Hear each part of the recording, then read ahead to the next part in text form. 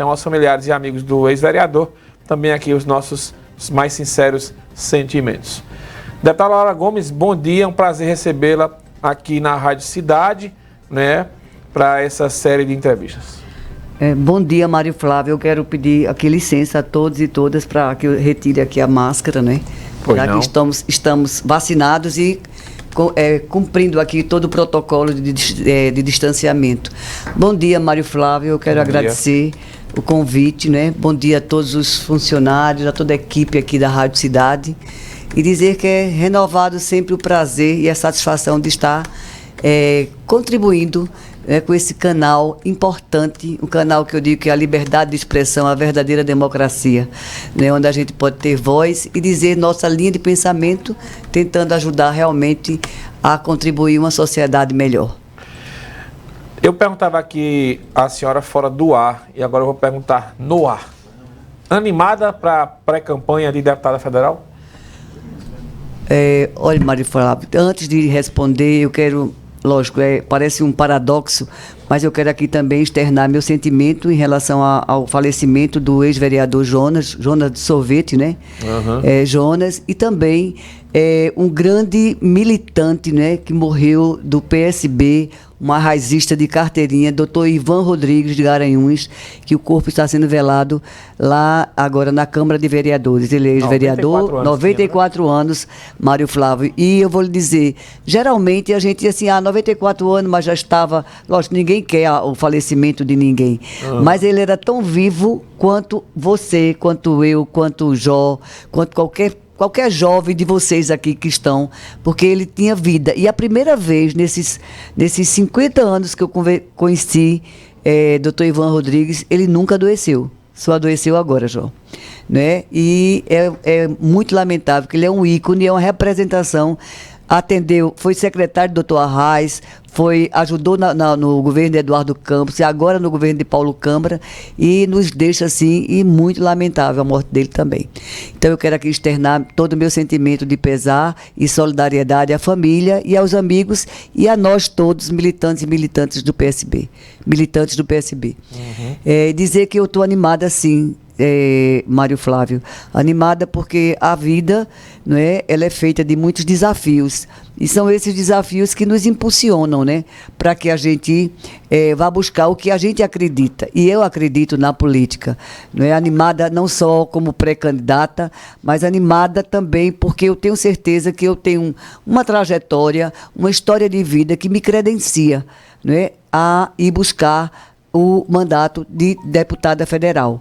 É claro que eu não sou carreirista, a política se faz todos os dias e pode também se fazer sem mandato, pode e deve, mas o mandato ele é um instrumento de potencializar e materializar os anseios da população, porque eu sempre me coloquei como instrumento dessa história. Então, eu estou sempre animada, muito animada mesmo, assim, com muitos sonhos, e tem muita coisa para fazer. Enquanto eu estiver na vida, enquanto eu estiver respirando, eu sou a mulher do meu tempo e eu quero realmente...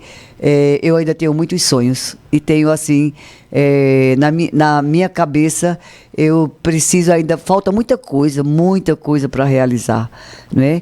E eu estou animada porque eu tenho certeza que o povo de Caruaru, o povo da região, vai reconhecer. Inclusive, Mário Flávio, eu sou a primeira mulher do Agreste. Era isso que eu ia perguntar, do Agreste. Falar...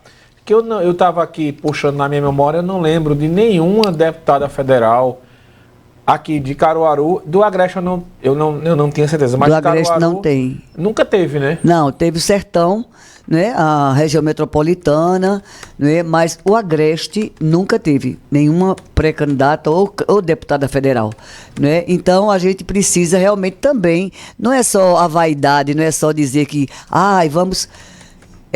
mas que é importante fortalecendo quanto mais candidatos e candidatas, né, da região, isso fortalece o crescimento e o desenvolvimento desta região, né, que é claro que a gente tem não é sendo bairrista, mas normalmente a gente puxa também um pouco para a região nossa, e afinal o Agreste como um todo, o Agreste Central, Meridional já teve, agora me lembrando que foi Cristina Tavares, né, o Meridional, né? Mas aqui faz muito tempo, eu acho que antes de 90, ela, né?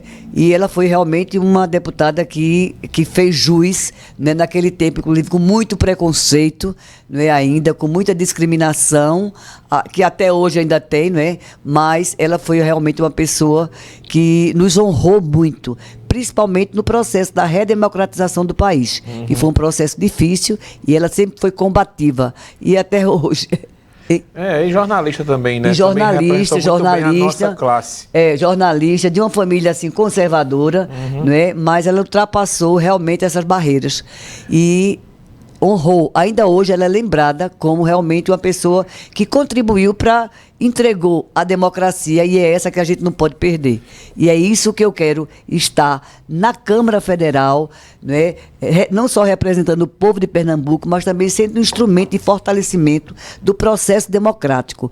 Porque, gente, é preciso cada vez mais a gente, eu não digo tirar o lugar, mas é verdade, talvez tirar o lugar de pessoas que são conservadoras, que preconceituosas, que levam um ranço do ódio, da violência para um Congresso, quer dizer, leva projeto pessoal para uma Câmara Federal, onde você está sendo instrumento de milhões de pessoas, não é? E qual seria assim, a bandeira do seu futuro mandato de deputada federal? Olha, a bandeira... Ou as bandeiras, ou a principal bandeira? Olha, as bandeiras, não é? Porque as bandeiras...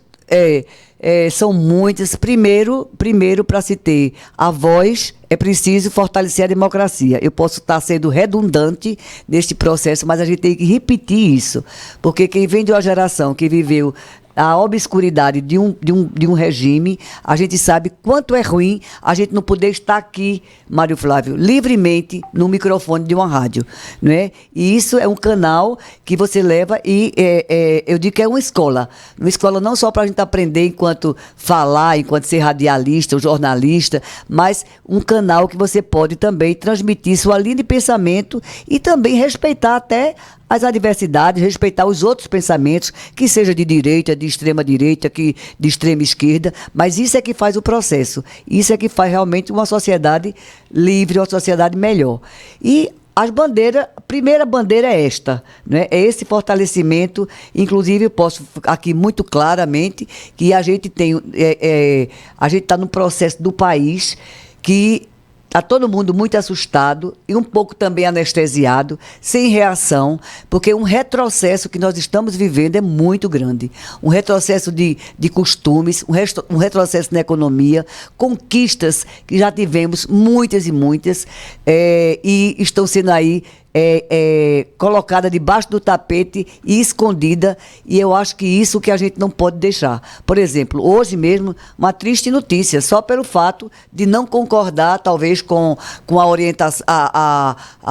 orientação sexual do Paulo Gustavo, vetar uma lei que veio beneficiar a cultura de 3 bilhões e 900 milhões para salvar, né? Salvar os artistas, a cultura como um todo, estados e municípios, em relação aos impactos que a pandemia causou, né? Aí vetou, porque é uma lei de Paulo Gustavo. O presidente alega que, se ele sancionasse do jeito que está, teria problemas com a lei de responsabilidade fiscal. Certo. E por que ele não diz isso da lei de responsabilidade fiscal na questão do auxílio, que é muito positivo, o Auxílio Brasil, né, que ele mesmo diz que só vai até dezembro deste ano, que não tem orçamento garantido como uma política pública efetiva, né, uma política pública efetiva, não só efetiva, continuada, apontando orçamento. Quando chegar dezembro, e cadê a lei de responsabilidade fiscal, que não sabe onde tem, que eu chamo de Bolsa Eleição, não é? É ótimo que o povo receba 400, eu quero que o povo receba milhões, mas E cadê a lei? Por que a lei de responsabilidade? Ele não aponta que a lei de responsabilidade fiscal não poderia fazer essa política. Que a gente tinha uma política garantida, era pouco, mas uma política garantida, continuada e com orçamento. Política pública é isso, que você pode melhorar, mas não retirar. Né? Então, isso vem de uma visão preconceituosa, uma visão discriminatória, racista, e que é preciso a gente não deixar isso acontecer. Né? Isso afora tanta coisa, na cultura, na economia, na educação, que a gente viu agora, recentemente, que inclusive saiu, ele pediu para sair, porque tinha que sair mesmo, se não saísse, era preciso que a gente colocasse para fora o ministro da Educação, da forma que estava sendo distribuída a questão de recursos. Eu não quero aqui entrar no vácuo da questão religiosa, que eu respeito demais, né? Respeito a diversidade da religião, das crenças, mas você não pode ter um governo para um segmento só. Você tem que ter um governo para todos. Isso aí, do momento que você se elege, você não é mais... eu não sou mais a Laura que sou católica. Eu sou a Laura de todas as pessoas, de todas as matrizes religiosas, de todas as etnias, de todas as orientações e do povo. Não é? É claro que eu não vou deixar a minha linha de pensamento. Eu vou sempre defender o que eu acredito. Agora tem que respeitar também as outras pessoas. E isso aí... Agora, por falar em cultura, Mário Flávio, me dê aí a chance de dizer que eu coloquei uma emenda para os artistas, né? O ano passado teve uma audiência pública aqui em Caruaru, na Câmara de Vereadores, lembra? E eu coloquei uma emenda de R$200 mil para o auxiliar aos artistas, né? aos cantores aqui de Caruaru. E essa emenda o governador liberou no dia 18 de março e eu notifiquei já, fiz ciente, oficializei a Fundação de Cultura aqui de Caruaru. A Fundação de Cultura, a Fundarp também já entrou em contato. A Fundação de Cultura aqui está elaborando o plano de trabalho, o plano de trabalho até o dia 30 de abril. A Fundação tem que apresentar este plano de trabalho juntamente com a documentação. Né? Agora, os critérios é a Fundação de Cultura quem vai definir como é que vai ser esse auxílio chegar lá na ponta para os artistas. Até porque a casa é a cidade, não é? A cidade é quem vai saber como é que vai apontar. Aproveitando essa história aí que a senhora falou da cultura aí, como é que a senhora vem acompanhando essa confusão envolvendo Jorge Altinho? Ficou de fora aí da grade principal de São João, aí a prefeita que já não era mais prefeita disse, não, mas o prefeito Rodrigo Pinheiro vai resolver, porque não foi divulgada a programação total. E ontem Jorge Altinho soltou um vídeo dizendo que não há mais clima para se apresentar aqui no São João de Caruaru. Eu lamento, né? Lamento, e eu quero crer que não houve maldade, mas porque foi muito dura a fala, né? Eu vi o vídeo, né, da fala da ex-prefeita e ela dizendo que ia ter isso, aquilo outro, e até forró. Quando devia ser primeiro o forró e depois poderia ser até o rock, o funk, nada contra, sabe? Nada contra. Eu acho que tudo, cada um tem seu público, seu segmento. Mas, se é a capital do forró, é o São João, tinha que ser principalmente o forró. Principalmente o forró. Eu acho que isso aí foi eu entendo, eu quero crer que não houve um descaso, mas deixou realmente perceber que era um descaso, né? E que eu sei que a gente tem que acompanhar a evolução da sociedade, mas se o título é Capital do Forró, Caruaru, tem que ser primeiramente o forró. Foi triste, viu? Muito triste, e isso prova realmente a falta de zelo com a história, com a cultura de Caruaru, né? Que inclusive uma das coisas que os blogs têm falado é o retorno do diálogo com o atual prefeito Rodrigo Pinheiro. Isso tem salientado, todo mundo tem salientado. Voltou o diálogo, né? Que isso é o principal de uma democracia, que até hoje, por exemplo, nunca me chamou para conversar, nunca me chamou para dialogar, né? Nunca me chamou, oficializei tudo. Essa falta de diálogo, não era que esse diálogo fosse apoio, não. Eu acho que a gente tem as diferenças, mas tem que ser dialogado. A fila é grande do povo que diz isso, viu? Olha, o Deusinho, taxista, manda mensagem aqui. Bom dia, deputada Laura Gomes. Quero desejar a deputada pela iniciativa de postular esse mandato de deputada federal, só vai ter a ganhar com a sua vitória, Caruaru, porque sabemos da sua garra e ir atrás de um voto para a senhora puder encontrar. Aqui o Deusinho. Deusinho, obrigada aí, Deusinho. Mensagem.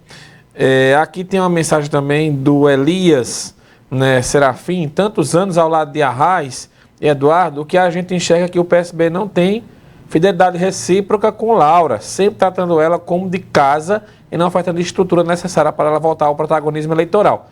Laura Gomes comenta sobre isso daqui a pouco, após o intervalo.